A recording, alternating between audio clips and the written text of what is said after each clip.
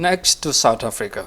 Now, South Africa has restarted partial mining operations after a long break due to the coronavirus outbreak in the country. Investors are considering the impact amid the country's lockdown to cope the spread of COVID-19. But some workers have raised concerns of returning to work so early without knowing measures taken by companies for the safety of their employees.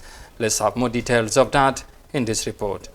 While coal mines that supply Eskom have been fully operational during the lockdown, the other mines will now start ramping up to 50% production levels. But there's a lot of work to do.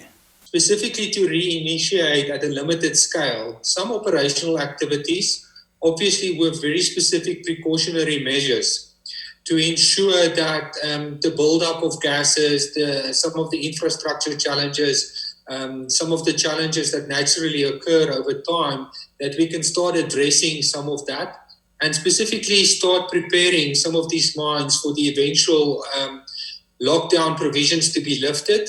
It's understood that funding to fight COVID-19 on the mines was a concern, with limited budgets and no revenue being generated. Many mine workers in the South African mining industry come from neighbouring states, some of whom will have their own COVID-19 lockdown plans in place.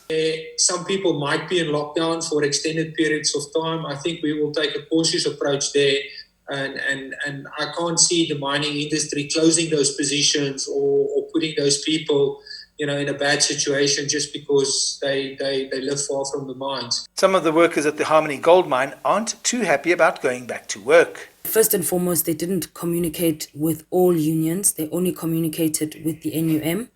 Secondly, we cannot be expected as NUMSA to advise our members to return to work when we don't actually know what steps, if any, the company has taken to ensure that the workplace is safe, that the workplace is sanitized, and that sanitation and protective equipment will be provided. As the mining sector makes that staggered approach back to full productivity, it's going to become a case study for how the other industry sectors are going to be operating.